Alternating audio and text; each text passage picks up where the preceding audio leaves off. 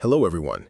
Before we start, make sure to like and subscribe our channel and leave a comment with where you are from and what time you're watching our video. That'll help YouTube to show you more stories like this one.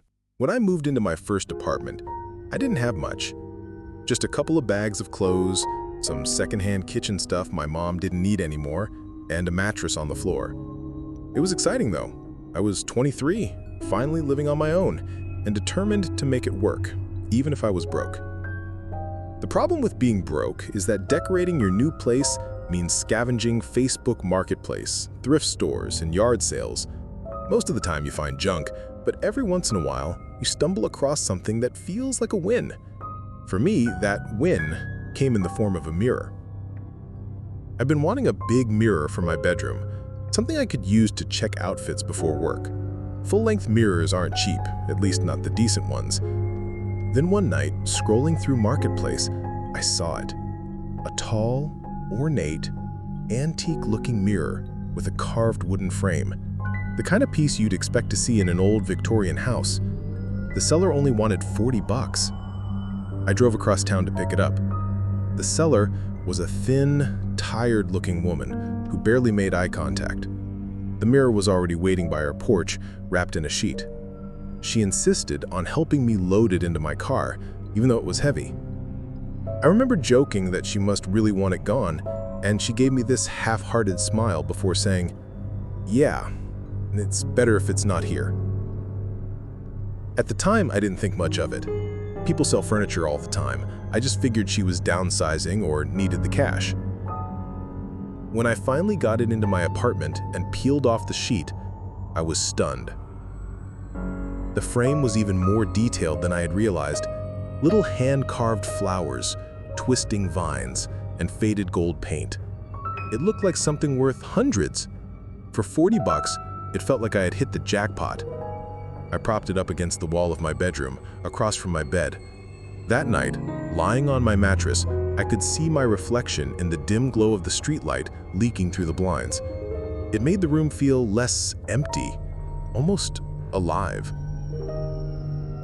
The first couple of weeks went by without anything unusual.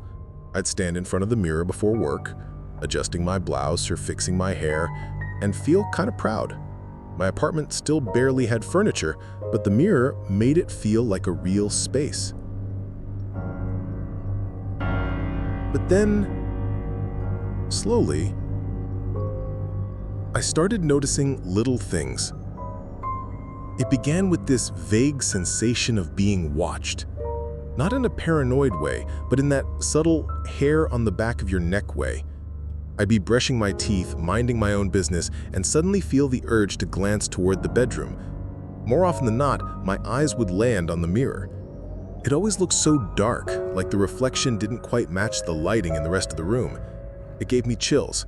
I started draping a blanket over the mirror at night so I could sleep. Finally, I decided to set up my old webcam, just a cheap USB camera plugged into my laptop. I positioned it on my dresser, aimed at the bed and mirror, and left it recording while I slept. The next morning, I reviewed the footage. Hours of boring nothing. Me rolling over, tossing, turning. No signs of movement in the room, no shadows, no intruders. Honestly, it was a relief. But then, out of curiosity, I let it run during the day while I got ready for work. Later that evening, I sat down with my laptop and started fast-forwarding through the daytime footage. For the first few minutes, everything looked fine. Just me brushing my hair, slipping into my jacket, and grabbing my bag. But then I noticed something strange. There was a brief moment, just a split second, where the reflection in the mirror didn't line up. I rewound and played it again, frame by frame. In the video, I was standing in front of the mirror, fixing my shirt. My real self looked calm, just adjusting the collar. But in the reflection, my face wasn't calm at all. The reflected version of me was screaming, mouth open in a wide, silent, agonized scream. My eyes looked sunken and dark, almost hollow. It was only for a fraction of a second, but it was there. My real body didn't move an inch, but my reflection convulsed with some kind of pain I couldn't understand. My stomach dropped. I played it back again and again, hoping it was some kind of glitch, but it wasn't. that's when I noticed something else. After the scream, the reflection lingered, just slightly, just for a beat too long. My real body turned away from the mirror, but the reflected version hesitated, staring directly into the camera lens for half a second longer before following suit. It wasn't me. I froze in my chair, staring at the paused frame on the screen. My reflected face, pale and screaming, staring straight out at me. And then, something even worse. As I advanced the footage a few more frames, I noticed movement. Not in me, but behind me. Inside the mirror. At first, it was subtle, like a faint flicker of shadow. But when I zoomed in, my blood ran cold. Someone was there. It wasn't my reflection. It wasn't me at all. Behind the glass, barely visible, a figure shifted. A person, or something shaped like one, watching me from the other side. And in the final frame before the footage cut out, I swear, it moved closer. I didn't sleep that night. How could I? After seeing the footage on my laptop, that flicker of movement from inside the mirror, my entire world felt unreal. My stomach was twisted into knots, and every time I blinked, I saw that single agonized scream frozen on the reflection of my own face. I couldn't bring myself to leave the bedroom, but I couldn't stay in there either. I sat against the far wall, hugging my knees, staring at the mirror in silence. The ornate, beautiful frame that once felt like the crown jewel of my little apartment now looked grotesque, like the border of a cage. At around 4 a.m., exhaustion finally pinned me down. My body gave in, even though my mind screamed at me to stay awake. When I opened my eyes again, sunlight was bleeding through the blinds. My laptop sat open where I left it, the paused video still on screen. For a moment, I convinced myself it had been a nightmare, a hallucination brought on by stress and too much coffee. But then, I looked at the mirror. There was a faint smear on the inside surface, not like the dust or streaks you'd get from cleaning, but from the other side, as though someone's fingertip had pressed lightly against it, dragging downward. I scrabbled to my feet and grabbed the first thing I could find, a cheap ceramic lamp. My plan was simple: smash the mirror. If it was one-way glass, breaking it would reveal the space behind it, right? I raised the lamp over my head, but I froze, because from deep inside the glass, faint but undeniable, there was the sound of a whisper. Not words, just a long, shaky exhale, like someone pressing their mouth against the other side of a thin wall, breathing directly into my ear. The lamp slipped from my hands and shattered against the floor. I ran. I didn't even lock the door behind me. I just bolted out of the apartment and down the street barefoot, my phone clenched in my hand like a weapon. I sat in my car for over an hour, trying to calm down, watching the sun crawl higher over the city skyline. When I finally convinced myself to go back, I brought someone with me, a friend from work, Jared. He was one of those guys who laughed at everything and had a bit of a hero complex, which for once I didn't mind. When I explained, or at least when I tried to, he laughed at first. Come on, you bought some old mirror from Craigslist or whatever, probably just some weird reflection thing. You scared yourself. But he still came with me, probably more curious than anything else. We stepped back into my apartment, and I immediately noticed something I hadn't before. The smell. It was faint, but it clung to the air like mildew, damp and sour, almost like sweat left to dry in fabric. I pointed at the mirror. I swear to God, something's behind there. Jared smirked, walked right up to it and tapped on the glass with his knuckles. Hello, anyone home? I didn't laugh. All right, he said, rolling his eyes. He pressed his face close to the mirror, cupping his eyes around the reflection like he was peering into a fish tank. I don't see... He stopped. What? I asked, my heart hammering. He pulled back fast, his face pale. There's space. Like, I think there's an actual gap back there, like a room. That was enough for me. We're calling the cops. The officers arrived about half an hour later. By then, Jared had gone quiet, pacing the living room with his hands on his head, muttering that he hadn't signed up for this. The officers didn't take me seriously at first. Not until Jared backed me up and insisted he saw something too. They agreed to at least check it out. One of them called for maintenance to get into the unit below mine, directly behind the wall where the mirror hung. The other stayed in a bedroom with us, studying the frame. When maintenance finally got access and opened the door, what we saw nearly made me vomit. Behind my wall wasn't another apartment. It wasn't even an accessible room. It was a narrow crawl space, maybe 3 feet wide, stretching the length of my wall. And directly across from my mirror was another mirror, or rather, another pane of one-way glass. The officer shined his flashlight inside, illuminating the crawl space. There were things scattered on the floor: food wrappers, water bottles, a filthy blanket, and scratch marks. Dozens of long, desperate scratches carved into the wall opposite the glass, as though someone had been clawing at it from the inside. The police immediately treated it as a crime scene. They took my statement, sealed off the apartment, and told me to stay with a friend for a while. Jared practically dragged me out, promising he wouldn't let me set foot in there again. But the damage was already done. That night, lying awake on Jared's couch, I couldn't stop imagining it. The crawl space, the blanket, the wrappers, the scratches, and worst of all, the idea that while I was living in my apartment, cooking, sleeping, showering, someone had been right there, inches away, watching me through the glass. But here's the part that keeps me up even now, weeks later. The police said the crawl space was empty when they opened it. No one was inside. And yet when I think back to that final glance into the mirror before I fled, I could swear I saw something. Not a flicker, not a shadow, a face, leaning in close from the darkness, smiling. I should probably start by saying that I'm not the paranoid type. I've never been one of those people who thinks their phone is listening to them or that hackers are spying through their webcams. I'm a pretty rational, grounded guy. Or at least I used to be. My wife, Hannah, and I have 2 kids, a 4-year-old boy and a 2-year-old girl.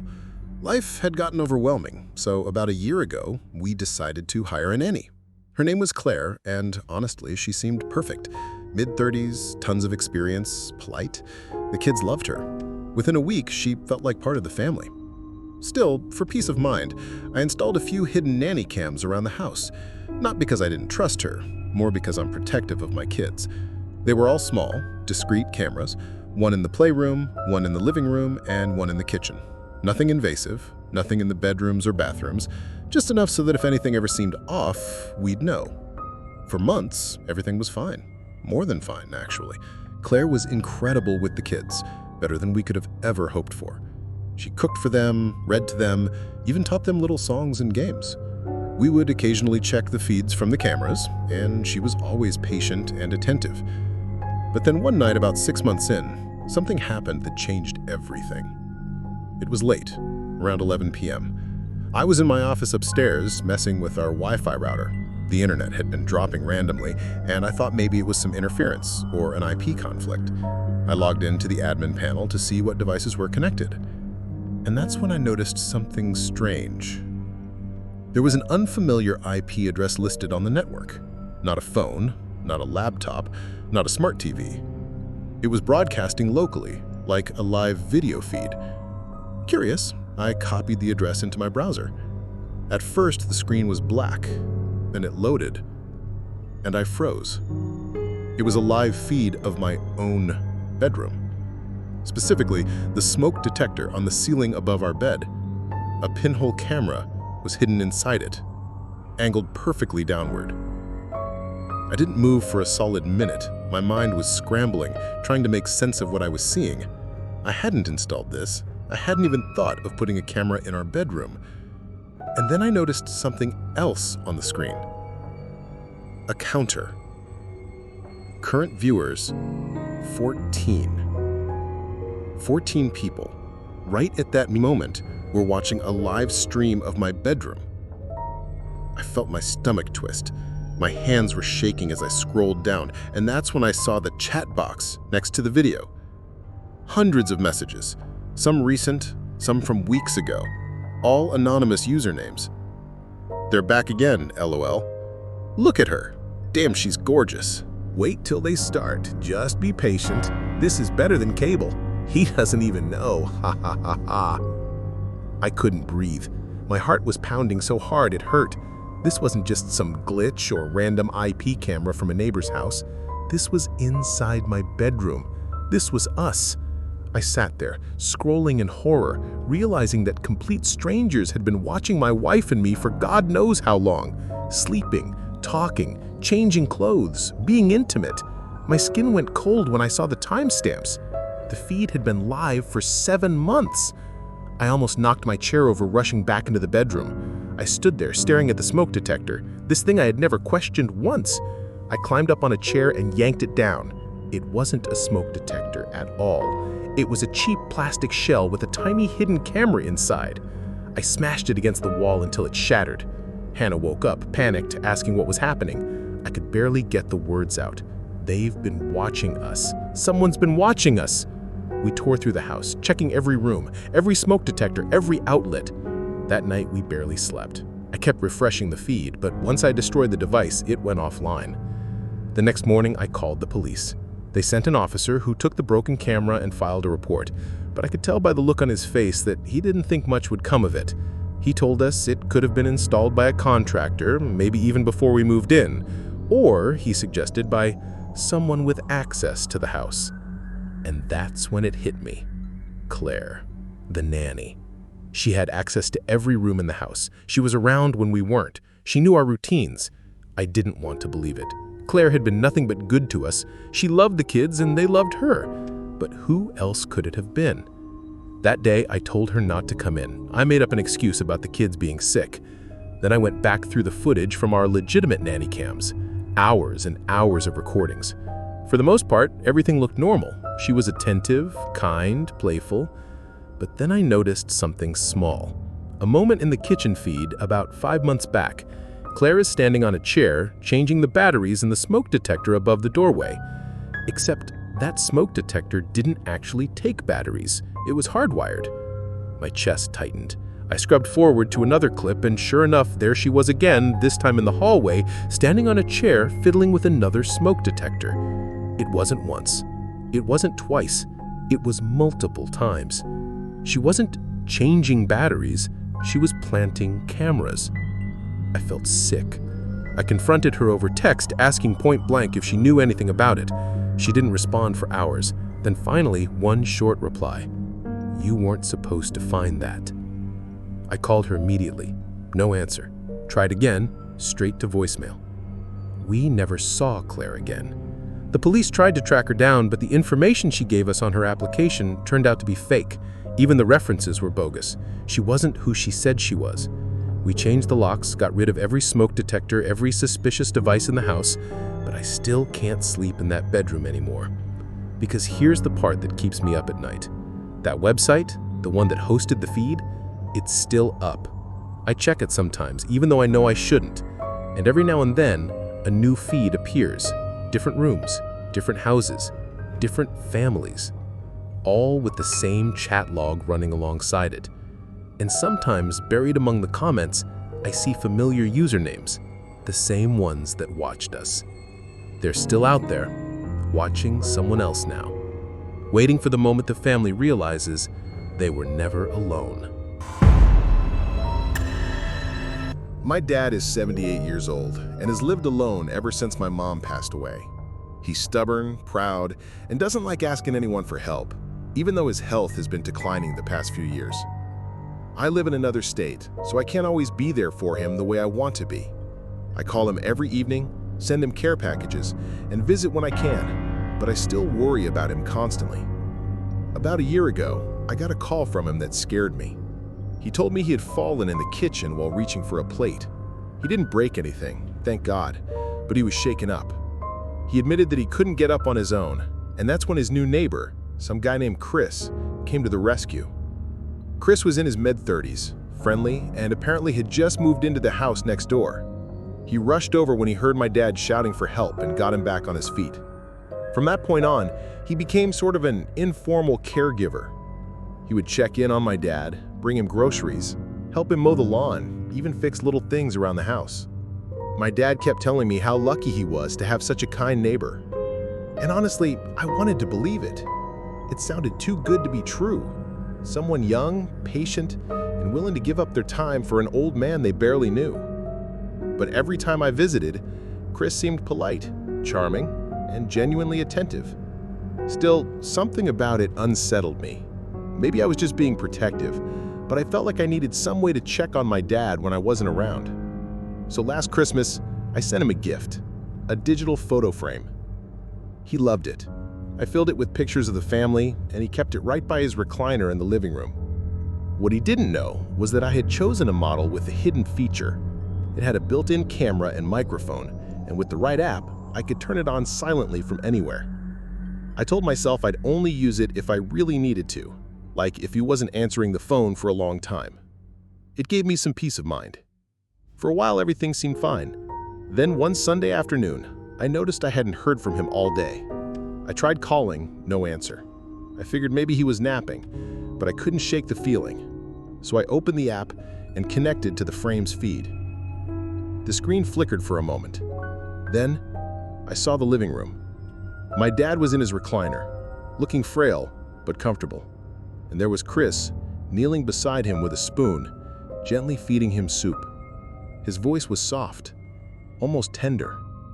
"Come on, buddy, just one more bite. You're doing great." At first, I felt a wave of relief. This man really was looking after my dad. He sounded so patient, so caring. But then, I noticed something in his other hand, his phone. Propped up against a book, angled to capture both him and my father. My stomach sank. I reached for the volume button on my laptop and turned it all the way up. That's when I heard it. Chris's voice, but not the same voice he was using with my dad. His tone shifted completely, mocking, cruel. He was streaming. "Look at the old fool, can't even feed himself. Pitiful, isn't it?" I froze.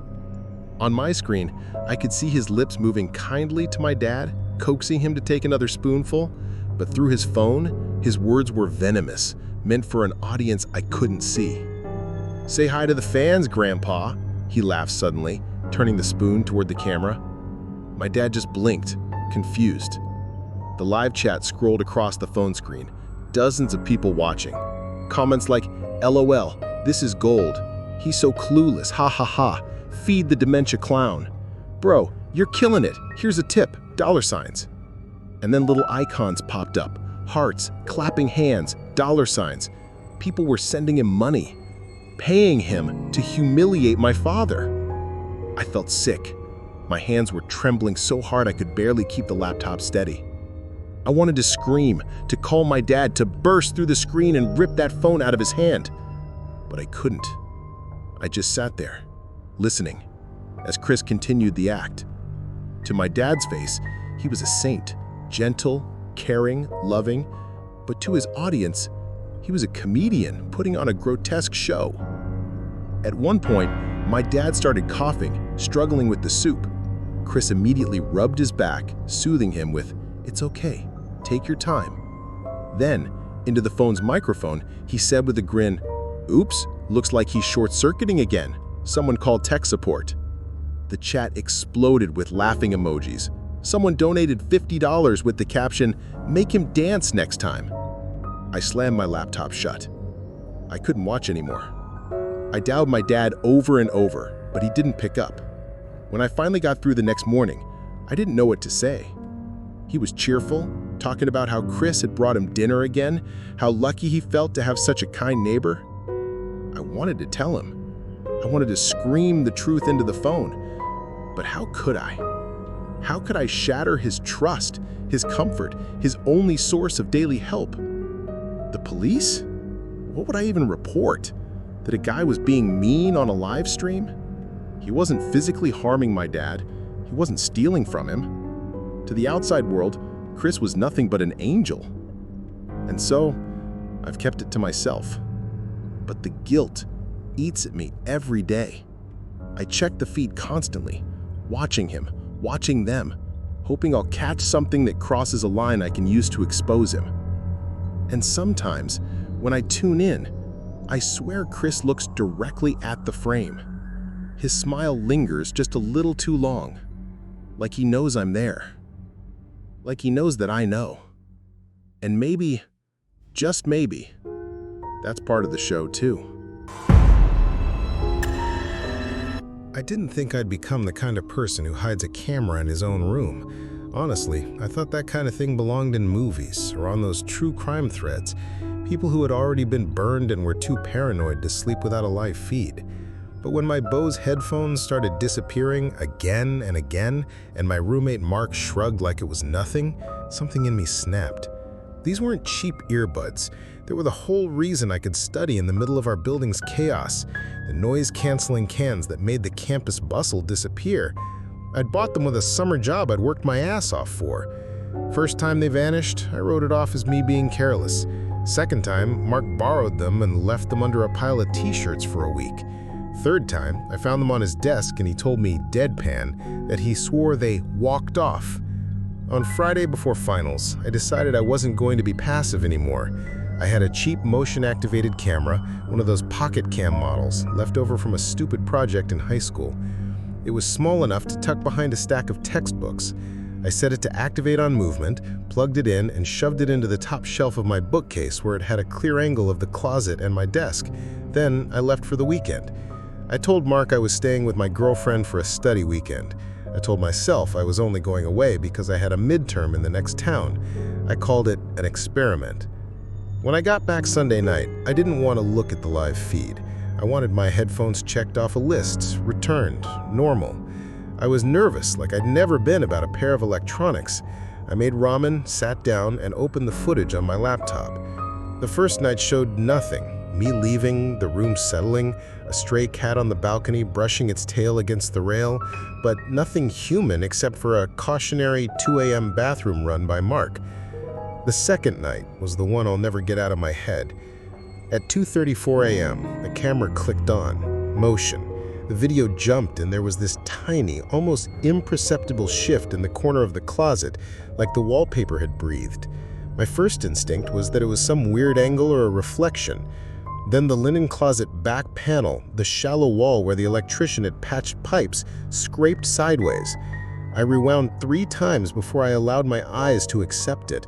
A narrow, dusty little panel at the back of the closet had slid open like a mouth. Something thin and insect-pale slipped through. It moved with a crooked, deliberate kind of patience, like someone who'd practiced getting through holes 100 times. A bony hand, skin like old paper, gripped the carpet and hauled herself forward. She crawled out the way you'd expect a raccoon to get out of a garbage can, slow, careful, checking the edges. She had no shoes. Her hair was a dark, tangled thing plastered to her skull with sweat or something worse. She was gaunt, too thin, and her eyes were a color I couldn't name, all the color sucked out, leaving a corroded sort of gray. She didn't look like a criminal. She looked like someone who'd been trying for a long time not to exist. She brushed lint off her jeans as if embarrassed, then moved toward my desk with a small, strange purpose. She opened my drawer and took nothing. She didn't ransack.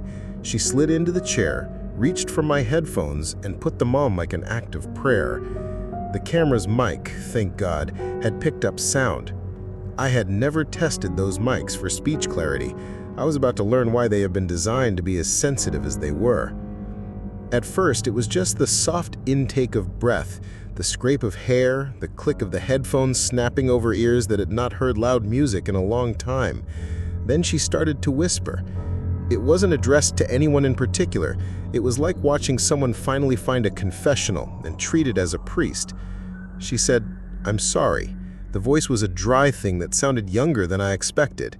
She paused, and then, as if answering a question no one had asked, she began to speak. Names at first, places, tiny details that made my stomach drop. She narrated things that had become quiet campus mysteries. The arson at the old storage unit, the string of bike thefts that had plagued freshmen who lived on the south side, the woman who had been missing for 3 months with no good leads. Not the headlines, little details, like where the bike chain had been cut, not by bolt cutters, but with a rock, the exact brand and model of lighter used at the storage unit, the scrapes on the missing woman's knuckles, details the police wrote down but never publicly released. Details that made the hairs on my arms stand up because they weren't things you'd guess. They were inside knowledge. She said, "I pulled the mattress up and the smell told me where she slept. I left the matchbook on the middle shelf. He liked things in the middle."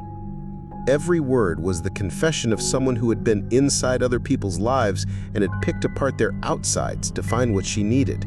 As she spoke, she stroked the headphones with a tenderness that didn't match the content of what she said, like a parent comforting an infant while telling a story about murder. She referred to herself like we. We chose the boxes at the back because they rattled less, then immediately corrected I, as if ashamed. She confessed to things I had read in the paper for months, unsolved things that had kept me following the police blotter at 3 a.m. She seemed to take no pride in the crimes. She narrated them the way someone recounts the weather. At one point she laughed, a small, sharp sound, and nodded toward the camera like an old acquaintance acknowledging a sponsor. They like the ones where I leave a mark. They donate more. The live streamer in my closet had a vocabulary for viewers. Donate, tips, fans. That part landed like a slap. She wasn't just hiding, she was performing. She was getting paid for the stories she whispered into my headphones. She spoke of tunnels, literal and figurative. The building had crawl spaces between units. She said the maintenance plans and blueprints were easy if you knew where to look. She said she'd been in the walls for months, maybe years. She said she moved when buildings changed tenants, when someone was too nosy, or when the smell got bad. She said she moved like a ghost, sleeping in the lip between 2 drywall sheets, stealing what she needed. "You learn to live on crumbs in the shape of someone's life," she murmured. I was shaking so hard my hands hovered over the keyboard and the image blurred. On screen, her lips kept moving, slow, precise, like someone reading aloud from memory. She told the camera how she learned to come out at night when the building hummed the same way, when the janitor's trucks left and the world leaned to sleep. She described the pantry in the apartment across the hall and how the sound of someone opening a can told her if it was tuna or beans. She described with an unsettling calm the sound of my roommate's footsteps, the exact cadence that made him trustworthy enough to be left alone in the same building. She knew Mark's schedule. She knew when he left for his parents and when he drank too much on Thursdays. She had listened to us both for months. The headphones were her confessional because she could speak and nobody would hear her but the crowd. The faint click of donations would arrive on the phone she kept propped up against a paperback, and that sound became a benediction. More donations meant keeping a spot warm behind the plumbing, more time to breathe under the plaster. I hit pause and unpause and hit pause again. The footage showed her folding herself back into the wall at dawn, smoothing the drywall seam like a woman tucking a blanket around a child. The dust on her hands glowed in the first gray light of morning. She slipped into the gap, and the panel closed like a mouth without a sound. I called the campus police. My voice when I told them what I'd seen probably sounded like an audition for a bad drama, urgent, incredulous, pleading. They were polite but slow. "We'll send someone to check it out. Do not enter the wall. We'll be there." I left the laptop on the desk, sitting like a live wound. I opened every drawer in the apartment, looking for signs. Crumbs in the vents, water bottle refill marks on the window ledge, a stack of wrappers in the back of a cabinet that wasn't ours. Mark came home later, singing off-key about a group project. He smelled of beer and pancakes and said he was sorry about my headphones. He'd found them under a pile of socks. I wanted to hurl the laptop at him, to make him sit and watch the footage until he understood, but the police were coming. I kept my face even. They arrived in pairs, uniforms polite and professional, 2 officers, then 2 more, then a detective with a notebook that had the kind of face that has seen worse than what my throat was prepared to show him. We watched the footage together. They called it evidence. They took the camera, cataloged it, and promised to run the clip forensics. They asked about signs of forced entry, about suspicions, about the building's maintenance history. One officer went through the old maintenance requests and found a pattern of unexplained noise complaints and small disappearances of tenant property. It wasn't the first time someone had reported things missing and gotten no answer. They told me to sleep somewhere else that night. "We'll search the building tomorrow," the detective said. He spoke as if the woman might still be inside, or as if she might have slipped out when the lights came on. At dawn the next day, a swarm of officers and a K9 unit tore through the building. They pried panels open, checked vents, emptied crawl spaces, and called for bolt cutters and crowbars. They found holes, yes. They found small nests in the backs of cupboards, a soap wrapper folded like a bed, a peanut butter jar with a spoon stuck inside. But they didn't find her. They did find something else. Another set of headphones. Not mine, cheaper, older, stashed behind a false joist in Unit 3B. A phone without a battery, a crumpled list of dates. The detective read some of it out loud in a voice that made the hairs on my neck stand up. Names and shorthand for places, like a ledger. He said, "The fans keep sending it. They tip her for stories." The building manager was horrified. The campus issued a statement about safety. No one could explain how someone could exist between walls and not be seen by months of tenants. It was flippant official language layered over something that felt wrong in my guts. I kept replaying the video. The woman's whisper was a needle under my skin. I felt both furious and guilty. Furious that I'd slept 12 inches away from her mouth, and guilty that the only reason I'd knowing she existed was because something of mine had gone missing. Weeks passed. The case went cold in the way campus cases do. Resources are limited, the suspects trail. I don't travel much for pleasure. My work eats up chunks of weeks at a time. 2-day meetings in cities I couldn't pick out on a map, and nights spent in identical rooms, with identical bedding and identical fluorescent light. I used to think hotel rooms were designed to be forgettable. You check in, you sleep, you check out, and the room folds back into a chain-wide memory hole until some other anonymous person fills the mattress imprint you left behind. That night, I booked the cheapest business rate room the company would allow. Midweek, a standard chain by the airport, one night between flights. It was late when I arrived, rain on the taxi windshield, the kind of tired that makes your knuckles ache from gripping a suitcase handle.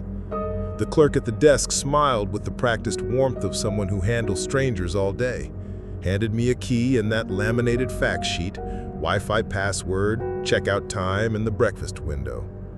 The elevator hummed up and the room was all right. Beige carpet, featureless art above the headboard, a work desk with USB ports, a TV that took 3 tries to wake up. I always try to be careful in a hotel. Years of reading travel forums had taught me not to sleep with my laptop on the bed, to check the closet for bed bugs, to wedge the deadbolt, to keep my wallet somewhere other than my pants pocket. Lately, though, stories had gone from mild annoyance to outright horror. Lists of people finding tiny cameras in mirrors, in vents, in alarm clocks. People posting screenshots of grainy footage of themselves asleep. I told myself those were rare. The internet's moral panic distilled into viral posts. Still, when I set my bag down and sat on the edge of the bed, I felt the pull of that unease. On a dumb impulse, part anxiety, part professional habit, I opened the drawer of the nightstand. The alarm clock sat there, the same generic model you'd see in a dozen other hotels. Black plastic, red LED numbers, a big snooze bar.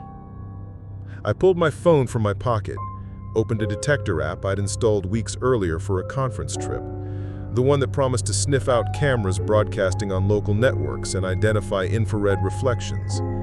It was a flimsy comfort, but it made me feel like I had taken a small action against the unknowable. The app vibrated and the little meter spiked. At first, I thought it was a false positive. Airport hotels always had a jumble of routers and smart thermostats, but the spike persisted, and then a small text field popped up. Device detected, possible camera. Source, 192.168.1.102. MAC, unknown. I laughed at myself, then felt my palms go slick. I picked up the alarm clock and turned it over. There, where the battery panel should have been, was a seam I hadn't noticed. It didn't look factory perfect. It was slightly off kilter, like someone had opened it before and not quite snapped it back together. My hand trembled enough that the keys slid in my palm. I pried at the seam with a fingernail.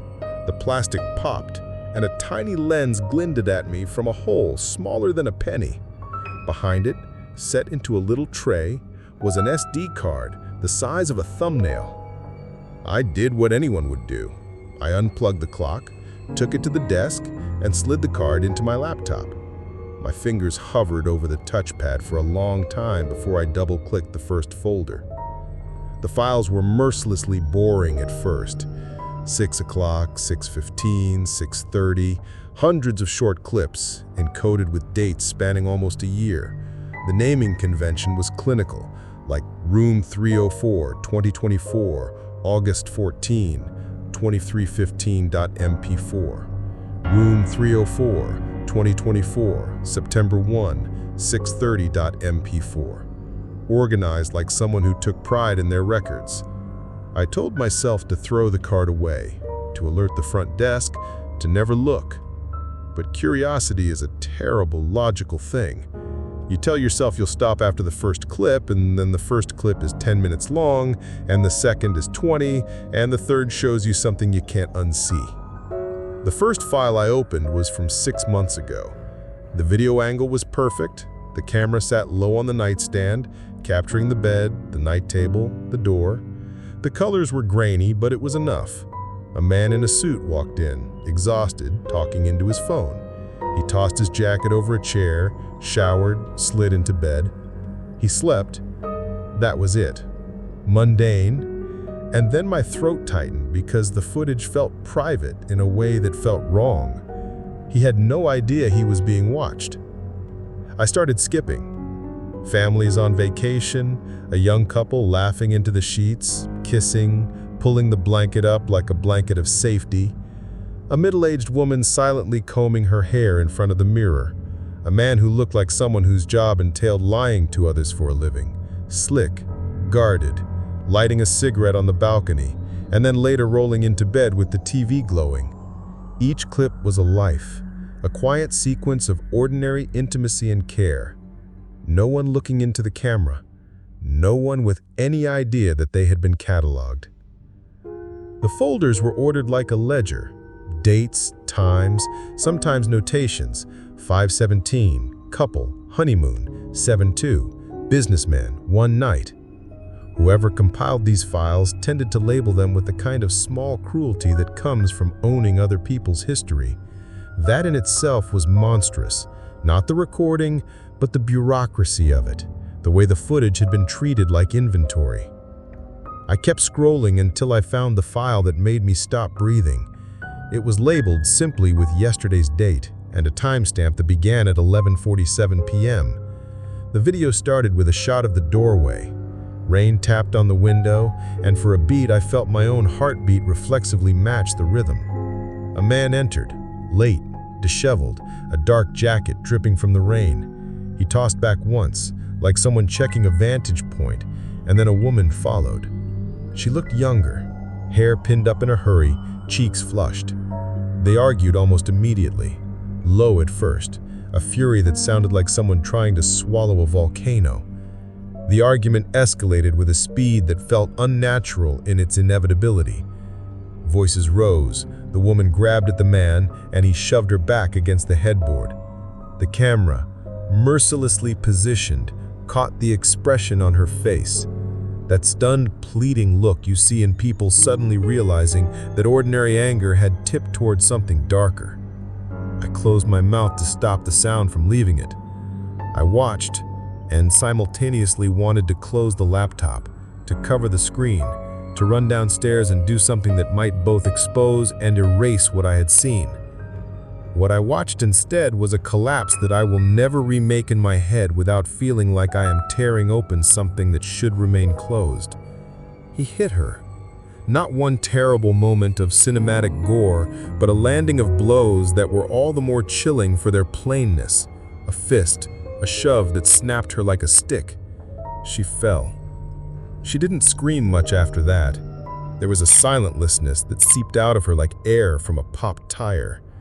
The man stood over her, breathing hard. He checked her for a long minute as if deciding whether she was something to be saved or something to be hidden. Then he did something that struck me like a physical blow. He pulled the comforter over her and stayed there for a long while, adjusting the blanket as if tucking a child to sleep. My hands went numb. The footage continued. He left the room at 1:13 a.m., came back with a small bag, and then carried her limp form out past the camera's view. The rest of the file was an hour of him in the bathroom, pacing, splashing water on his face, and flattening the comforter again and again, smoothing away the evidence. The last timestamp on the clip read 3:04 a.m. I closed the laptop and sat in the fluorescent hush of the room for a long time. There are 100 small ethical instructions an image like that forces on you in the next seconds.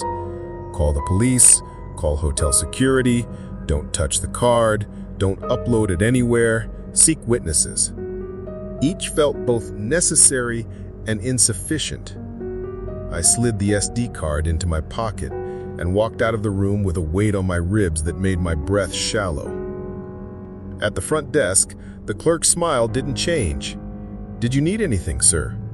He was 20 or 25, the kind of person whose youth and trained courtesy make them complicit in the machinery of hospitality. I told him I needed to speak to a manager. He blinked, called someone on the phone, and someone else arrived. Hair gelled, voice low in the way of professional worriedness. I told them about the camera. They leaned forward, sincere. They'd cooed apologies and offered to move me a voucher for breakfast. When I told them there was footage on the card of a violent crime from last night, the manager's face thinned in a way I couldn't read. He took the camera and promised to hand the card to security. "We take privacy very seriously," he said, the corporate reassurance word for word. I waited in the lobby while they reviewed the footage. A shift of hands, a professional deliberation. 2 hours later, the manager returned. He told me the Beltline story. Their maintenance contractor had a sub who fixed clocks, that they would investigate, that they'd contact the police if anything untoward was found. He used the passive voice like a lotion. At one point he said, "There is protocol for these things," and I wanted to demand to see the protocol. Instead, I swallowed and asked if